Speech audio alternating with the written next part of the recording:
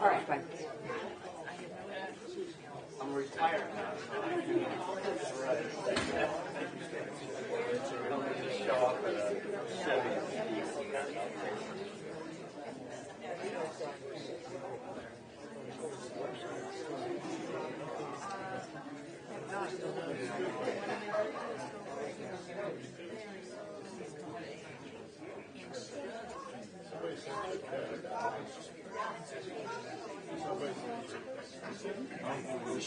But this is something different. This is the smaller one. This is the smaller one. No, this is all different. We just don't have my serum. No, but it's all it's been laid out. It's different.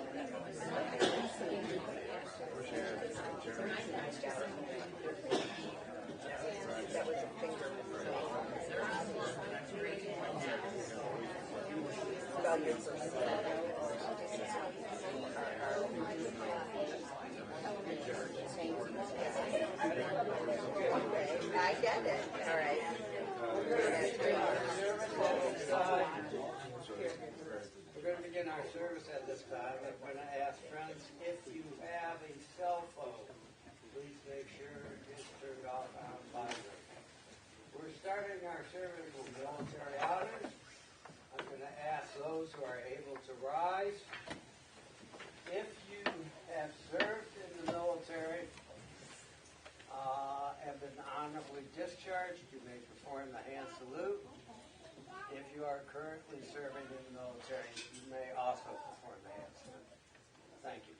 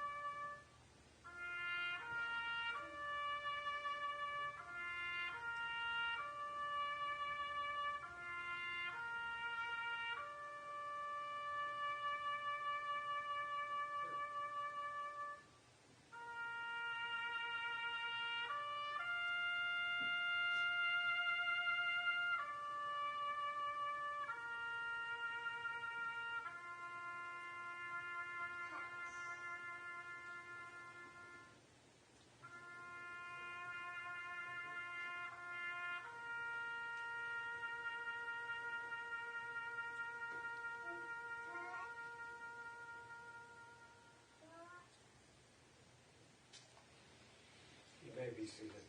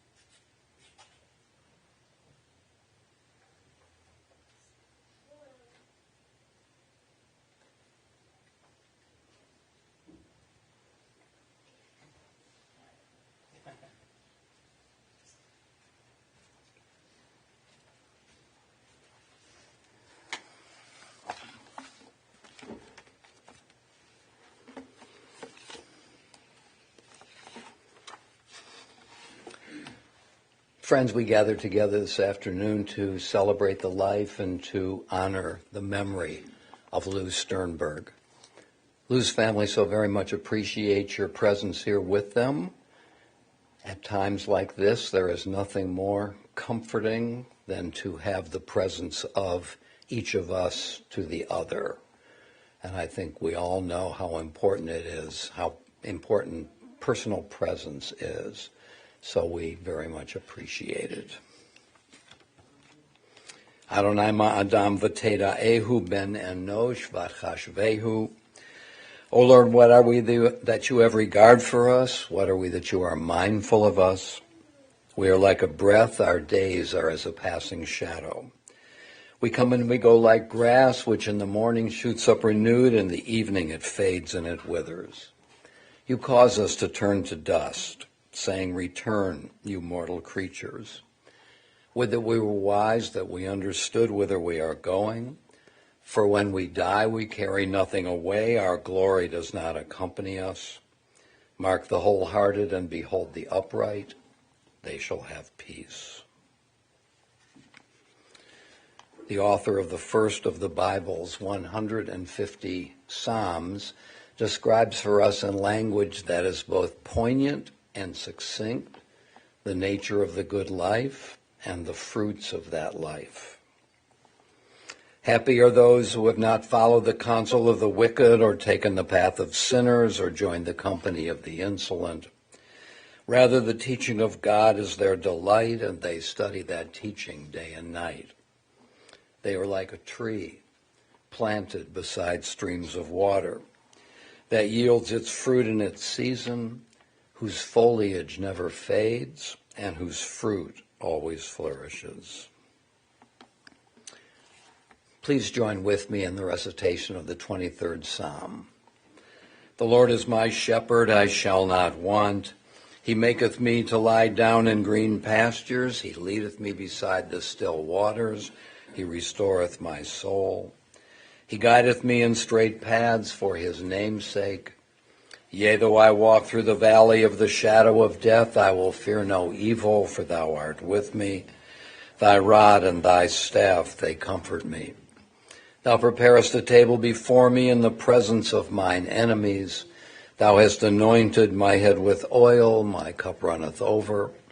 Surely goodness and mercy shall follow me all the days of my life, and I shall dwell in the house of the Lord forever.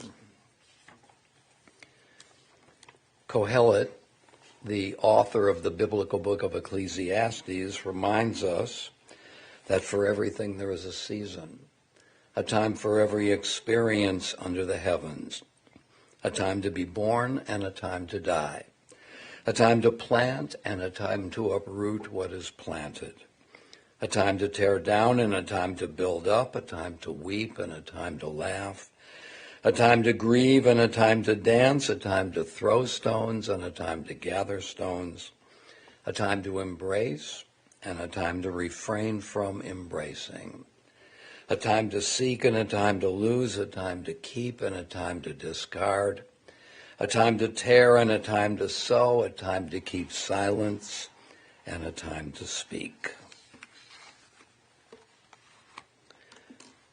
Lou Sternberg died suddenly this past Monday, 2 months shy of his 95th birthday. We are shocked by his untimely death, but we are consoled to recognize and to know for sure that this quiet man made a deep impact on all who knew, respected, and loved him. He will be sorely missed. Lou was born and raised in Steubenville, Ohio, to his parents Helen and Milton Sternberg. He graduated from Steubenville High and went on to receive his Bachelor of Science degree in electrical engineering from the Carnegie Institute of Technology, now the Carnegie Mellon University. After graduation, Lou enlisted in the Air Force in 1953, and at the same time married Louise Cooper, with whom he enjoyed a 70-year marriage that ended only with her death this past June. After the Air Force, Lou and Louise moved to Pittsburgh, where he worked for a while for the Pittsburgh Reflector Company. Within 2 years, though, the young couple had moved to Cleveland, where Lou went to work and worked for decades for the Midland Electric Company, from which he retired in 1983 at the age of 55. But Lou was far from done plying the trade at which he excelled. He thereupon opened a consulting practice through which he provided high-quality design work in the area of lighting. And he ran this practice until 2018. These then are some of the salient facts about Lou Sternberg's life. But what kind of a person was he? What were his talents and what were his passions? And what was the vast extent of his impact over so many years and in so many areas of life? When I met with Lou's daughter and son and daughter-in-law, Marcy, Mark, and Sue, yesterday afternoon, among the many things they told me about Lou, one comment in particular stands out to me as a kind of summation of the life and accomplishments of their father and father-in-law, and I quote them. "You know that you have lived a good and impactful life when people are shocked that you had died at the age of 95. So let's think about what Lou Sternberg accomplished in the 9.5 decades allotted to him. First of all, Lou's talents as a design engineer. Now, I myself had over the years several conversations with him about his work. And though I knew that those conversations didn't begin to account for all of his involvements, I did get a picture of his talents. For example, when we at the temple were exploring ways of lighting the beautiful outdoor setting outside our Heartsmark room, we turned to Lou for advice and for direction. And what he designed for us dramatized, and still dramatizes, the pastoral view for the many people who come into that room for evening activities. And at one point, Lou told me that he had produced the lighting design for a prominent University Circle church here in Cleveland. And I remember how proud he was, and especially how proud Louise was, when he was the 2015 recipient of the prestigious Louis B. Marks Award in recognition of exceptional service to the Illuminating Engineering Society. And the written award tribute goes on to state how, and I quote, "Sternberg has continuously served the society in thoughtful, visionary, and inspired ways. With his skillful leadership, the mission of the IES was redefined, bringing research and education to the forefront," end quote. And in this citation, the accolades go on and on.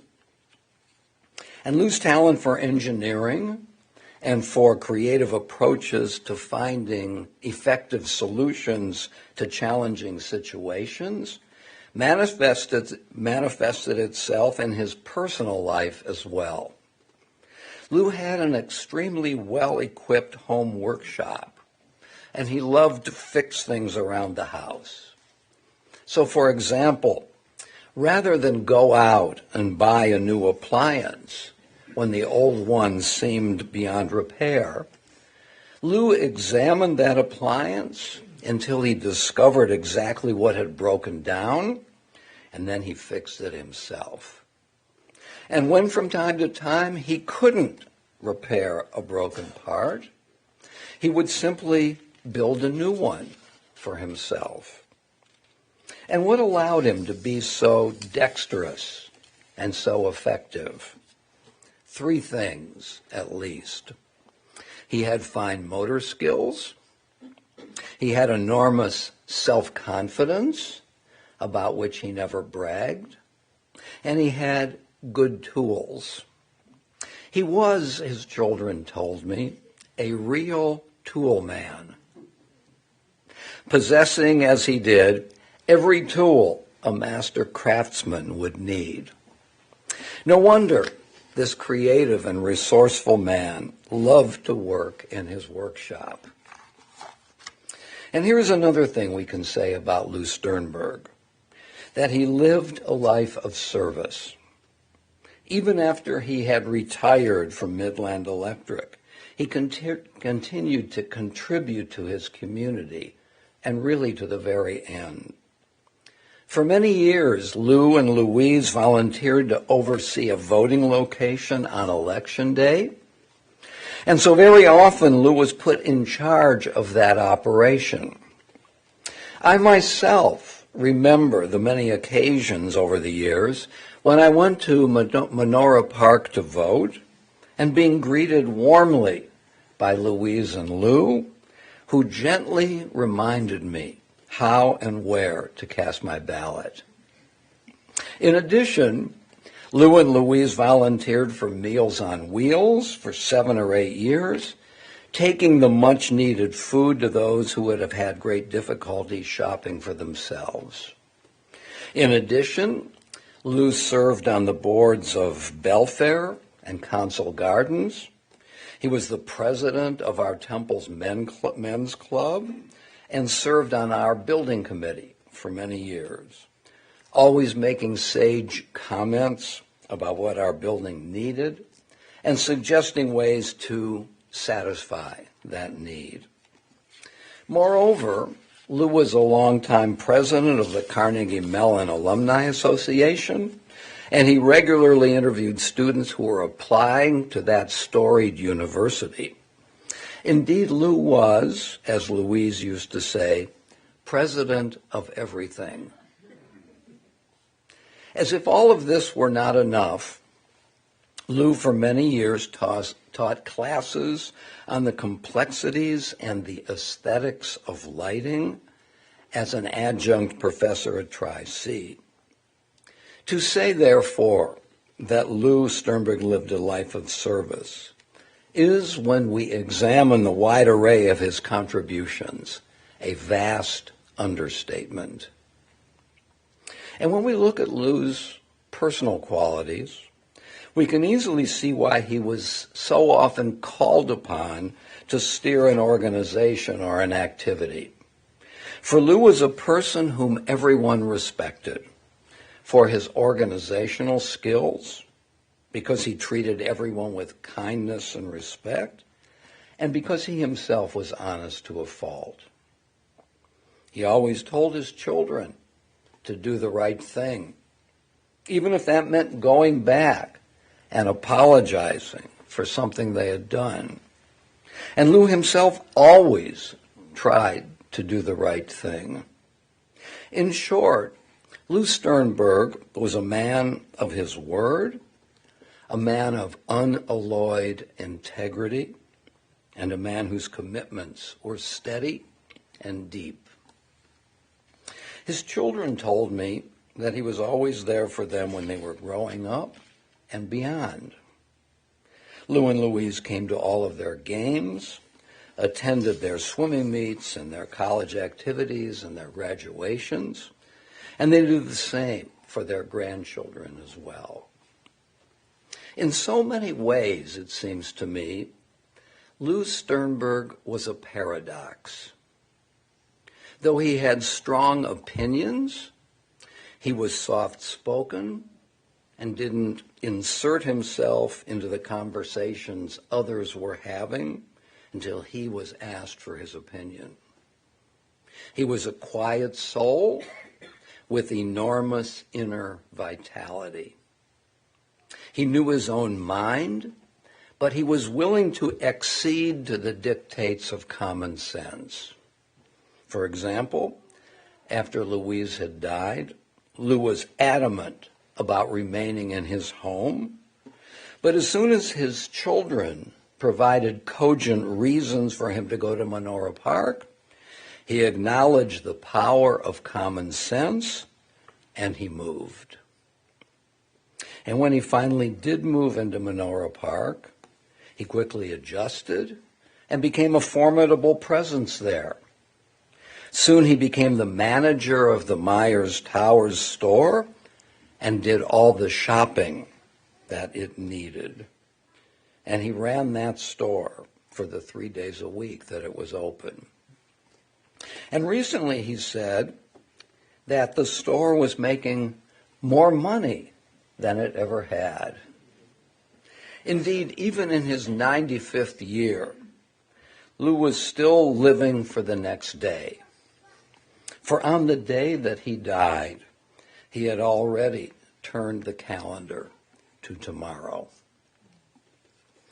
Lou is survived by his daughter Marcy, by his son Mark, by his son-in-law Doug, and by his daughter-in-law Sue, by his grandchildren Rachel and Blake, Adam and Carrie, Max, Sam, and Lily, and by his great-grandson Finn Lewis.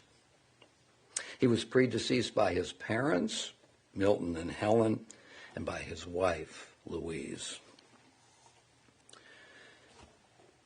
Lou Sternberg was a humble person who lived a big life. He married the woman he loved for nearly 70 years and beyond, discovered his true professional calling, which he deployed in so many different ways, raised fine children and supported his family, engaged productively in the needs of his community, and pursued his lifelong commitments, the commitments that mattered so deeply to him.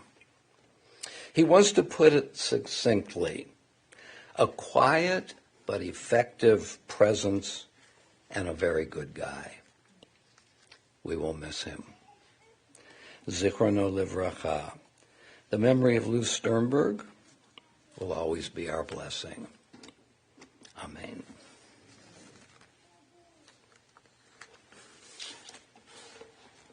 I now want to call on Lou's daughter, Marcy, who will reflect upon the life, the qualities, the accomplishments of her father.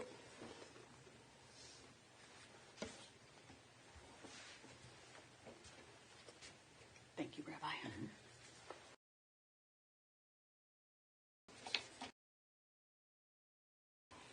I don't remember a time when my dad wasn't fixing in charge of something, including the last 3 months when he took over the running of the little shop at Myers, opening it 3 afternoons a week for residents to purchase snacks and other items. He was so proud of the work he was doing. Along with his angel caregiver, Lorraine Holland, they shopped all over town. BJ's, Giant Eagle, Mark's, and the best discovery of all, the dollar store.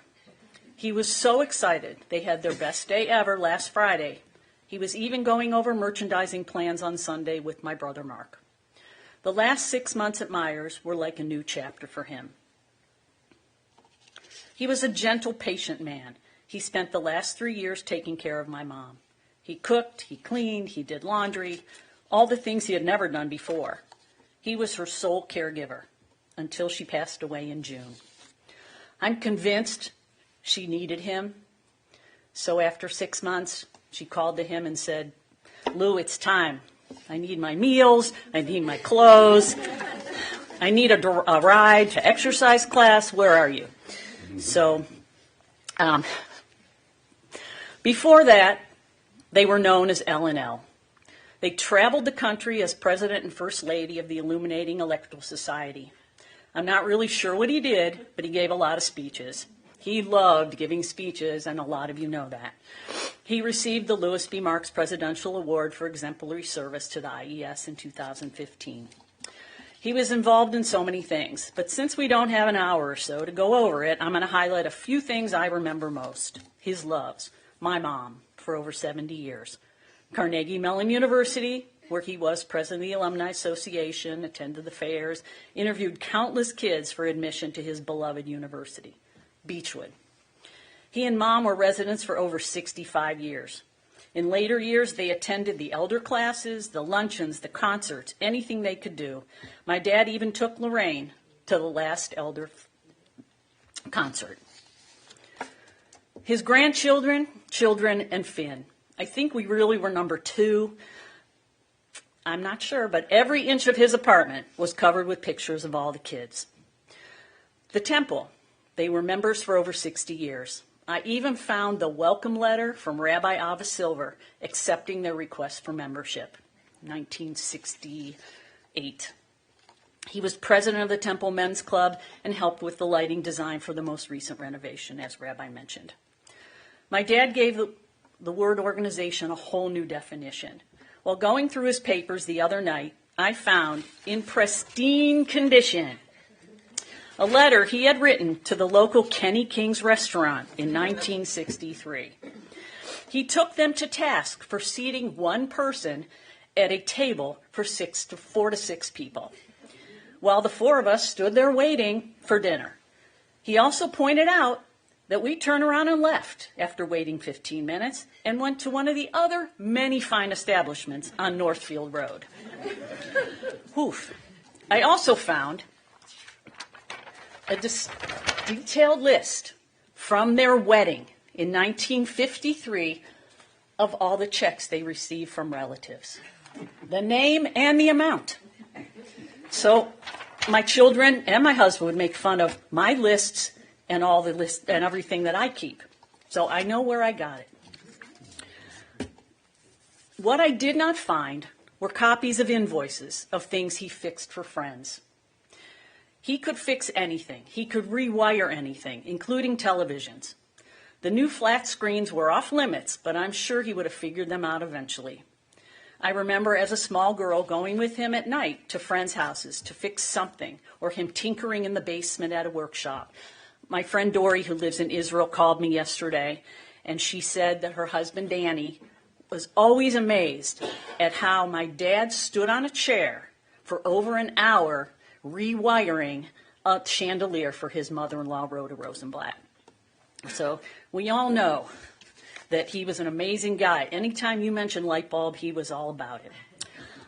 Later in life, they worked every election, delivered Meals on Wheels, until it got a little bit too hard for Mom to do.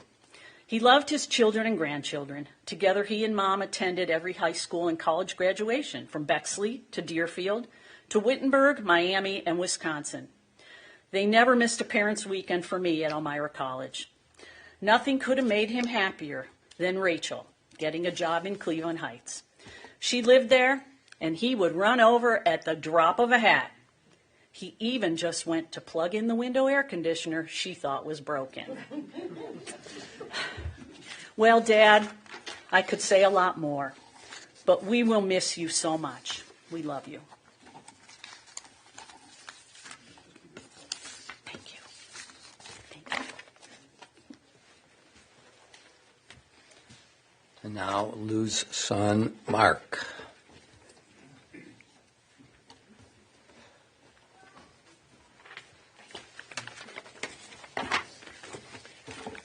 Hi, everybody. I've spoken to people many times in a number of my jobs throughout my life, and they were never hard to do. I knew what I was talking about most of the time, and they were usually friendly faces. And not always, but they were usually friendly faces. And I wrote down some notes here, and one of the things I always promised myself is, and was taught when speaking, don't keep repeating the same things over and over again. So kudos to Rabbi for killing it, and to Marcy for summarizing it. I'm not going to do it to you again. I just wanted to take a moment first to thank everybody for coming. My dad kept to himself. He was quite a kind of a loner, but he loved people. And a cute story that I wanted to share was when he finally agreed to allow us to move him over to Myers. My sister did all the legwork. I'm so proud of her. And we went over to meet with the admissions team. And the first thing they ask is, what are your expectations for moving in here? What is the one thing you're looking forward to most? And after 3 years of taking care of my mom, he said people. And it touched us, sort of in a funny way. I think the one thing that I love about my dad the most was he was just a good guy. I think that's what everybody found out. It didn't matter who you were, where you came from. If you had a need and you presented it to him, he was immediately going to try to figure out how he can help. And he couldn't help all the time, but most of the time he could. He was a passionate and extremely inventive individual. And whenever people asked him to do something he couldn't do, he didn't admit it at first. He would spend a little time thinking about it, and I don't remember many times him coming back and saying, I can't do that. So I'm really proud of the fact that he was able to help so many people in his life. It's a tough example to follow. I'm not going to lie to you, but he is special from that standpoint. You heard all the accolades of things to do and stuff like that. I guess the only other things that I would like to say is that both my mom and dad were great people, and my sister and I'd like to say are evidence of it, but we're doing our best. They instilled in us things you've already heard today, like honesty and respect for others. We certainly appreciate all the things we do have. And most of all, my parents set an example for us of how to be a loving couple. And I know when I got married, I think my dad said to me at one point, we're giving you at least 5 years. And I'm now celebrating 36 or 37 years. I was lucky to find Susie in my life. But I think one thing the rabbi touched on and I wanted to accentuate was the fact that they always taught us the right things to do. And if you missed, you go back and you do the right thing. And there's many examples in life, but that was probably one of the key mottos that I felt that in our life we always passed on to our children. And we selected friends and lived in places where people did the right things for their children. And I think that's what makes a village or a community. And that's what was so great. And we loved Beechwood, as they evidenced by how long they lived there. But Marcy found her Beechwood somewhere else, and I found my Beechwood somewhere else. And we're lucky because they set the example and taught us how to think that way. I do want to give a little shout out to Lorraine, who's back there. You were an angel. He was very, very comfortable with you, and you did so many things to help him, and especially last week when you came to help him before they got him. Just one more thanks to all of you for being here. I can't believe I'm so emotional, but he was a good guy, and I'm glad you guys had the chance to know him like we did. Thanks.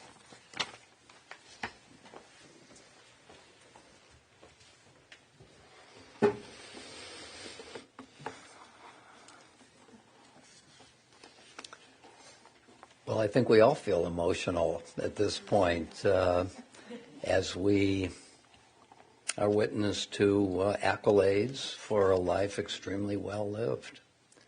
And we all try, and some of us get a little further in that regard than others, and we won't go around the room and see who has done what. But we're all trying to do our best, and Lou had high goals for himself and did extremely well. O God of life, amid the ceaseless tides of change which sweep away the generations, your love remains to comfort us and to give us hope.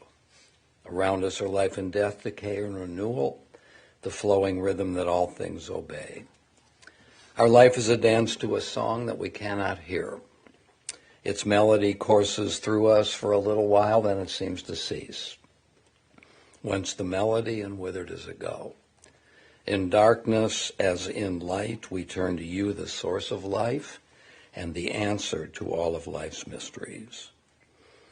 As you are able, I invite you now to rise for the El Malei Rachamim. El Male Rachamim Shochein Bamromim, Hamtzei Menucha Nechona Tachat Kanfei Hashchina, Im Kadoshim Utahorim Kazohar Harakim Azirim, Et Nishmat Yakirenu Shahalach Laolamo, Bala Rachamim Yastireo Beseter Ganafav Laolamim, Vayitzror Bitzror Chayim Et Nishmato, Adonai Hu Nachalato V'Yanuach B'Shalom Al Mishkavo V'Nomar Amen. Compassionate God, eternal Spirit of the universe, grant perfect rest in your sheltering presence to Lou Sternberg, our loved one who has entered eternity. O God of mercy, let him find refuge in the shadow of your wings, and let his soul be bound up in the bond of everlasting life. God is his inheritance. May he rest in peace. And let us say together, Amen. Now, many of you know that we do not recite Kaddish until the burial itself. But since, as many of you know, the burial will not take place until tomorrow and many miles away in Steubenville, and I'm sure that most of you will not be able to attend. So, in honor of Lou, and since we all need to hear the Kaddish at this point, I'm going to recite it anyway. Please join me. Yit gadal v'yit kadash shemei rabbah, v'yalma divra chirutei v'yamlich malchutei, v'chayechon of yomechon, v'chayedechol beit Yisrael, v'agala v'zman kariv v'yamru amen.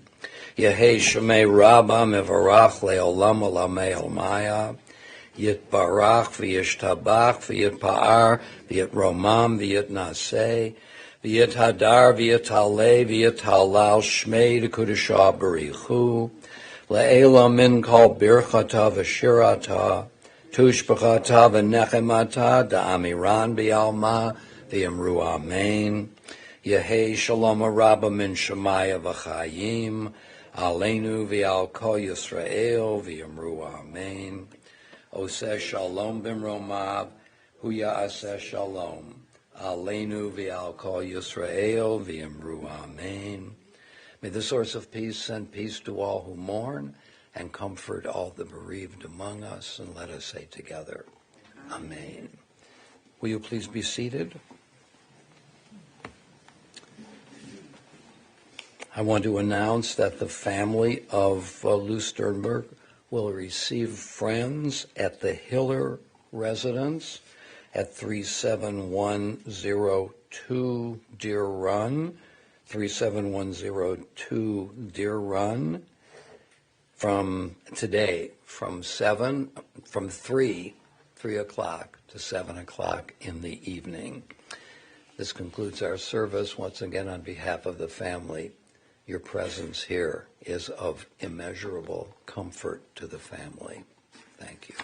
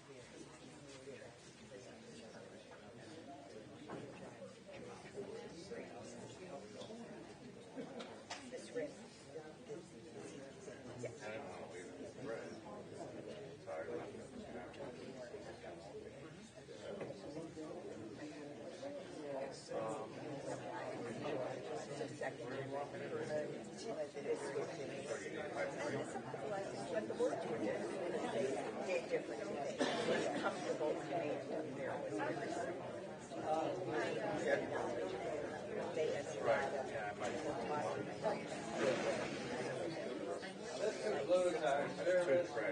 We ask friends to kindly return to their cars. As you know, the family will be receiving friends at the Hiller residence tonight. Thank you for coming on their behalf. So I don't know how they make it on last week so that bring people closer.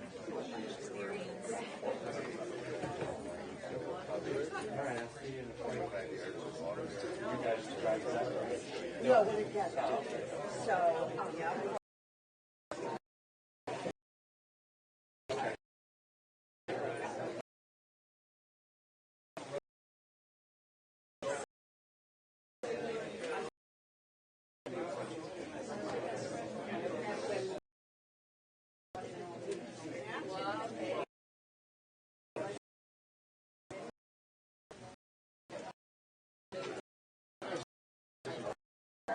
I